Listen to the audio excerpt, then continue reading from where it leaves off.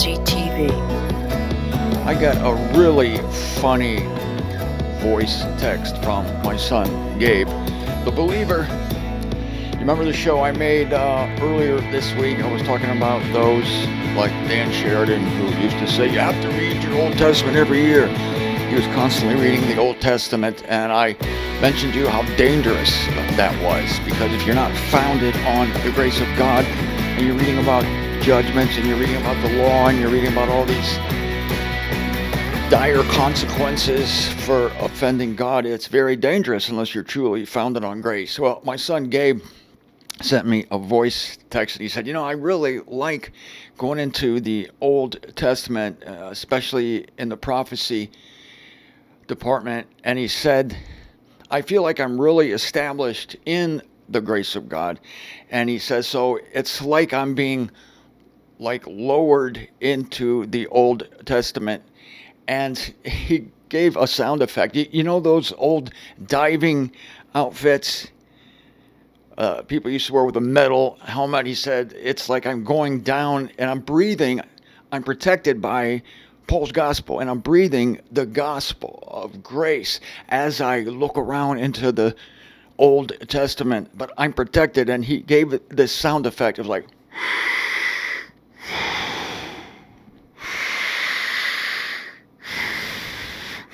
he's lowered into the Old Testament, but he's breathing the air of grace, and so he's protected, he's safe, but he's touring the old territory, looking around this foreign land, this foreign the sea of condemnation. It was so funny. I thought you would enjoy that. Well, this is Martin Zender, and happy to be with you at the end of the week. I'm not happy it's the end of the week. I'm happy to be with you. It just happens to be the end of the week. Now, I also got a wonderful email from our sister Sarah Venus, and this is a shout out to you, Sarah.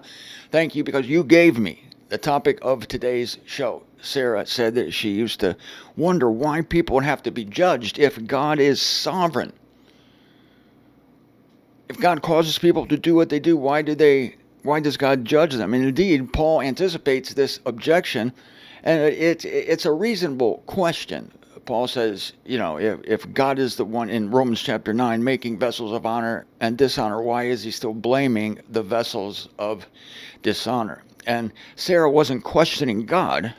God, she understands, as do you, that God has the right to do whatever he wants with the clay. But the question remains, and Paul really doesn't bother to answer it in Romans chapter 9, but it is answered in Isaiah chapter 10.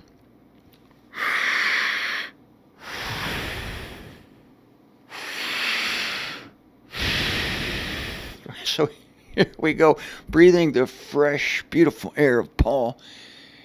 Down we go into Isaiah, but this is one of the greatest sovereignty of God passages. And Sarah said that she came to understand that God judges people for what they believe, and that is so true.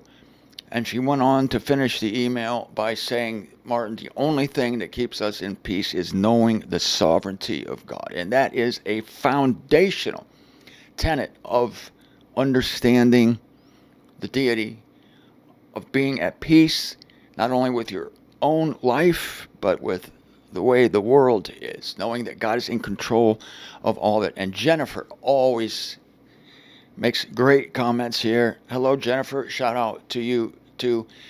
She's always mentioning how great it is.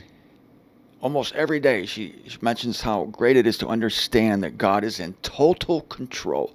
I believe those are her words. Total control of his world, of his universe, and of our lives. And that is information of an invaluable nature. Isaiah chapter 10, talking of the king of Assyria. The king of Assyria in Isaiah chapter 10, by the way, he's not mentioned by name, but it's Sennacherib. It's easier to say the king of Assyria, but I just wanted to note that for you scholars out there. So let's go to Isaiah chapter 10, verse 5. Woe, Assyria, club of my anger, and a rod is he, Sennacherib. a rod is he in the day of my indignation. Against a polluted nation. God's talking about Israel.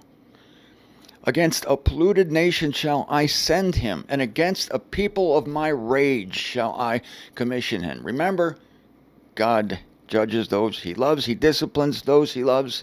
And this is a time of great discipline for Israel. Against the people of my rage shall I commission him to loot, and to plunder, and to make it a tramping ground like the clay of the streets. Here is a key verse in verse 7. Yet he is not planning so. The king of Assyria is not planning, has no thought whatsoever that he is about to be used. Well, he's been used his entire life, but this specific incident is brought out to us as a beautiful picture of the sovereignty of God. He is not planning so. In other words, he's not planning to do what I'm sending him to do. And his heart, it's key, his heart is not devising so. For it is in his heart to exterminate and to cut off nations, not a few. So the heart of the king of Assyria says to its owner, Sennacherib, I'm going to go after these Israelites. I don't like them. They're irritating. I'm going to wipe them off the face of the earth. And he had no clue whatsoever that it was God who put that thought and the ensuing actions into his head. He is not planning to do what God wants. He's not planning, but he is going to do what God wants. Exactly what God wants. And this is not an isolated incident.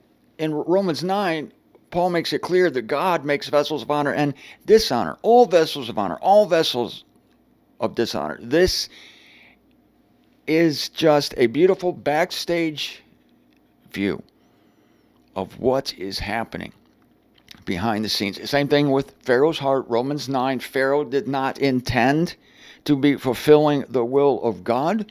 Pharaoh was not intending to provide God a great opportunity for the Exodus, and yet that's exactly what he did. But it was the farthest thing from his mind that he was serving the God of Israel, and indeed our God. For it is in his heart to exterminate and to cut off nations, not a few. That was verse 7 of Isaiah 10. Now we go to verse 12. So it will come to pass.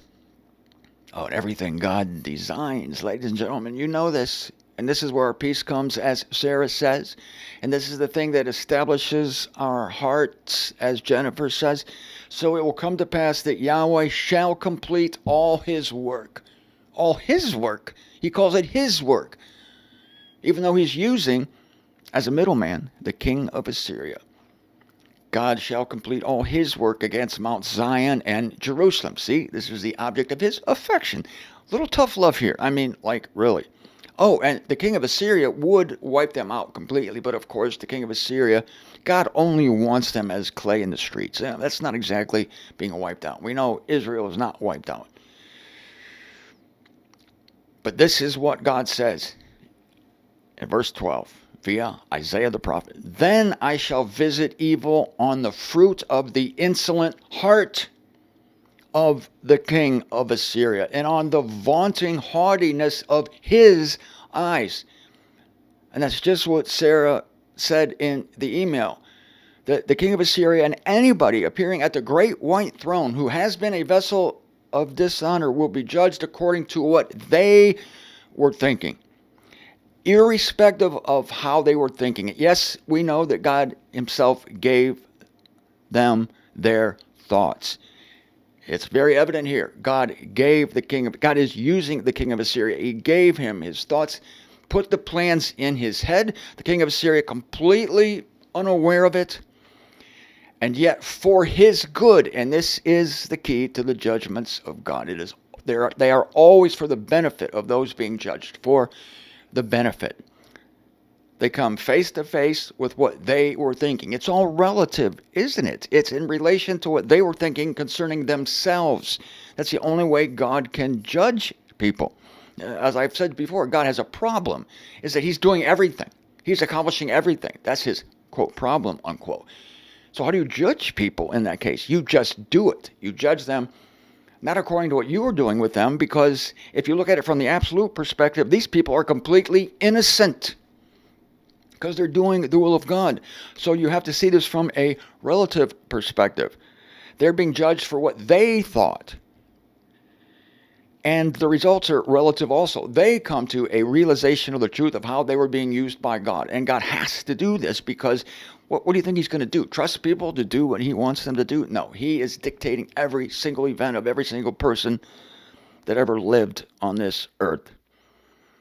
I shall visit evil on the fruit of the insolent heart of the king of Assyria, and on the vaunting haughtiness of his eyes. For he has said, verse 13, by the vigor of my hand I did it. As I read this next verse, tell me if this is not the perfect description of human free will. Every Christian is guilty of the following.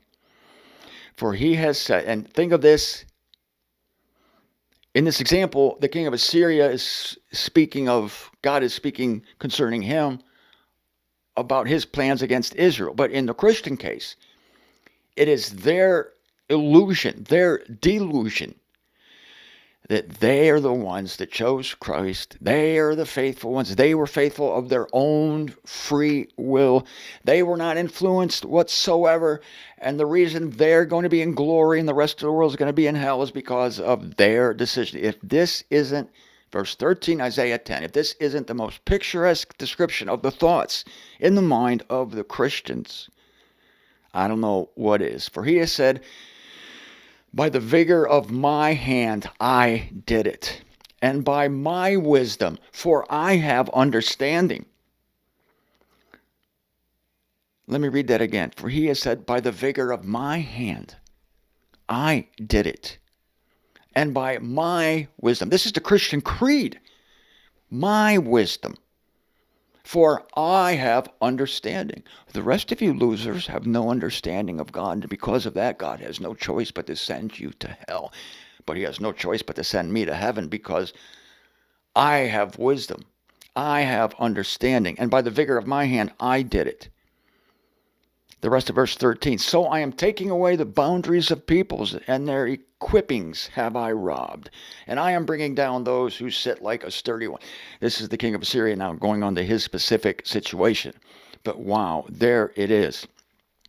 And what does God say about this situation? What does God say?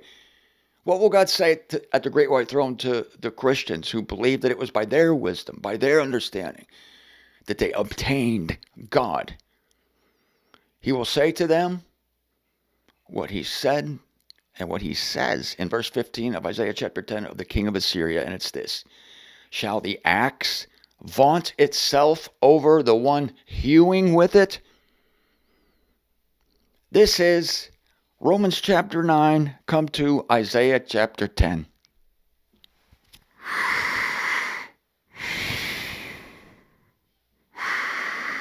It's right here. Shall the axe vaunt itself over the one hewing with it? In Romans 9, this reads, shall the clay magnify itself above the hands of the potter? Should the mace magnify itself over the one swinging it? And now we get some satire here from God. Verse 15, Isaiah 10, as if a club should swing the one raising it up. What the hell kind of freaky world would that be? A club is raising the person who's holding it? That is how insane free will is. The people claiming to be making independent decisions that earn them the right to go to heaven because of their wisdom. It is as foolish and as insane as saying that the clay is the thing manipulating the potter. It's the clay that's making the potter do what he's doing. It's the axe that is actually swinging the man. It is the human, in accord with the teaching of free will. This is what they say. It's the human who is manipulating God. Oh my goodness. Talk about an arrogant heart. Talk about God needing to visit evil. And evil's just breaking down. That's what it means to break. Evil, ra in the Hebrew, to break. I shall visit breakage on the fruit of the insolent heart. And every single Christian, every single believer in human free will have this hour at the great white throne when they will be broken and they will see that their hearts were insolent and their eyes were haughty. As if a club should swing the one raising it up. As if a rod should raise him up who is not wood. The club is wood. The clay is a nice word for mud. And in fact, the Greek word pelos, translated clay in the concordant version in Romans 9, is literally, if you look at the keyword concordance, mud. Is the mud going to lift the hand of the potter? Verse 16, therefore the Lord Yahweh of hosts shall send leanness upon his stout warriors, and instead of his glory shall glow a glowing like the glowing of fire, and the light of Israel will become a fire, and his Holy One ablaze, and it will consume and devour his spines and his buckthorn in one day. The spines, the vaunted will, the spine, the determination of the human, believing the lie that the clay manipulates the potter or the axe manipulates the one using it. And so the judgment will come at the great white throne for all these people. And again, the issue is not, but God, you made me that way. That's not the issue at all. The issue is God made these people the way they are for us, for our sakes. Just as he hardened Israel's heart to make way for a message to go to the nations, likewise, he has hardened the hearts of all these free will people. Harden their hearts so that we might have a contrast, so that we might be able to appreciate God's making of us into vessels of honor. We are not coming into judgment. These people are, and we need to thank God every day that he has enlightened us and taught us to see that he's the potter. He's the one who wields humanity according to his will. And we need to thank God, and I know we do, thank God that he has made us into vessels of honor who recognize his sovereign will.